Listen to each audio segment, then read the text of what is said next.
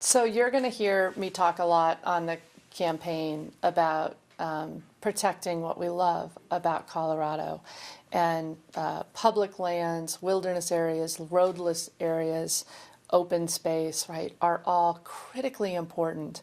Um, you know, we value and treasure those assets. We know they give us a huge economic advantage, but we also just love this state, and we don't ever want to jeopardize losing how special these assets are. And for a long time, Colorado Parks and Wildlife has indicated a need for an additional source of revenue in order to meet the growing demand on these lands. So, you know, I grew up in Colorado. I've watched our state's population double in my lifetime. And if the forecasters are right, it's going to double again.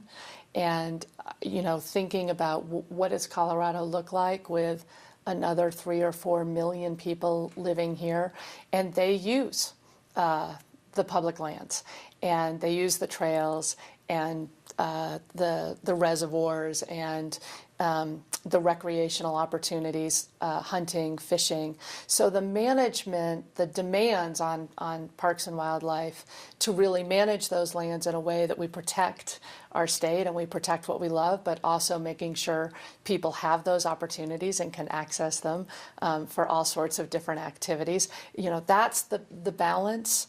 And you know, over time, I think we absolutely have to make sure that we're making the investment to support the work that needs to get done in those lands. And I know we have incredible volunteers that my son has been a part of, Volunteers for Outdoor Colorado for many years, and he's up working on trails, and we're all enthusiasts. We are hikers, and we love to be out. We love to backpack. We love to camp. So, you know, we love to be out in Colorado in the in its all of its, you know, incredible natural beauty.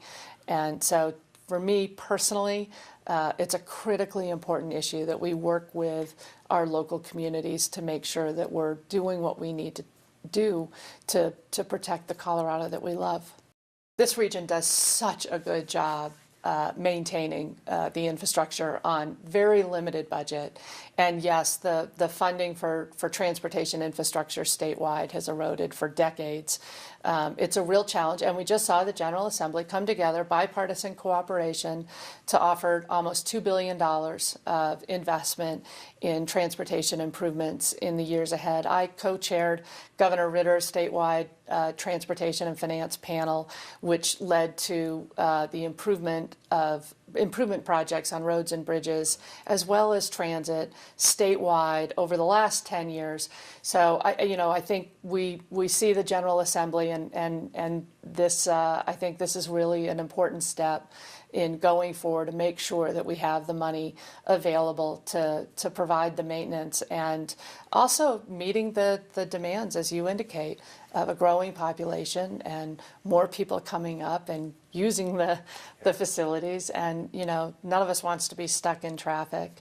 I drive I-70, and I'm actually really pleased with the new lane. I think it seems to be working pretty well. And you know, I know that there's still, you know, the jury's still out on the long-term benefit, but to me, it's been a real improvement to that corridor.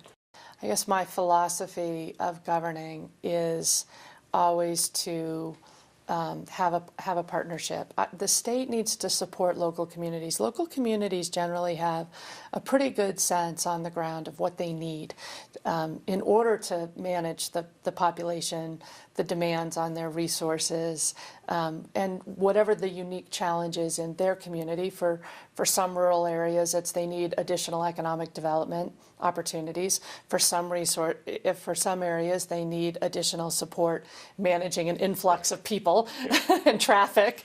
And so it is different depending on where you are. But my philosophy really is the state needs to be there as a support, to listen, to recognize that the locals are going to really know best what they need and what the issues are, and to try to provide that support.